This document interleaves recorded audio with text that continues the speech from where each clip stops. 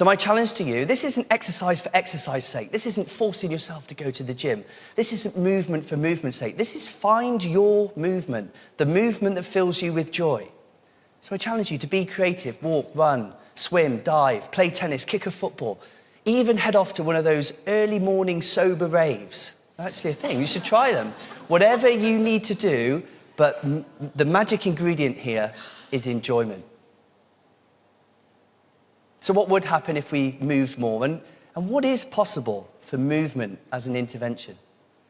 Well, a number of years ago, I was asked to work with a young man as an executive coach. I was to be his performance coach, and on paper, things were looking amazing because he was a high flyer, accelerating through a massive organization here in London. He was already almost at the top of the very tree. But in reality, things were very different. When I sat down with him, I discovered that things were very dark. He was suffering with bipolar disorder.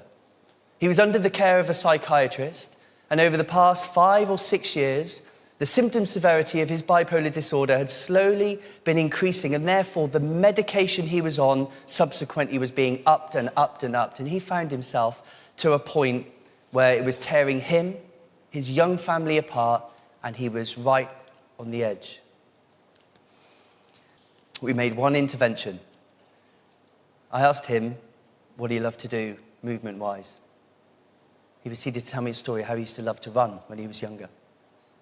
So we built a series of behaviors and habits around running. He started to go running frequently. Before long, in a number of weeks, he'd already joined a local running club.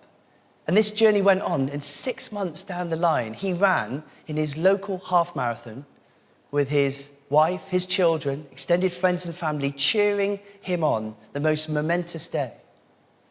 And over that period, the symptom severity of his bipolar disorder had been reduced so much that he was taken off pretty much all of his medication. The side effects that were plaguing him had faded away, and from a mental health point of view, he was in the best place he'd been for over a decade, because running was his movement.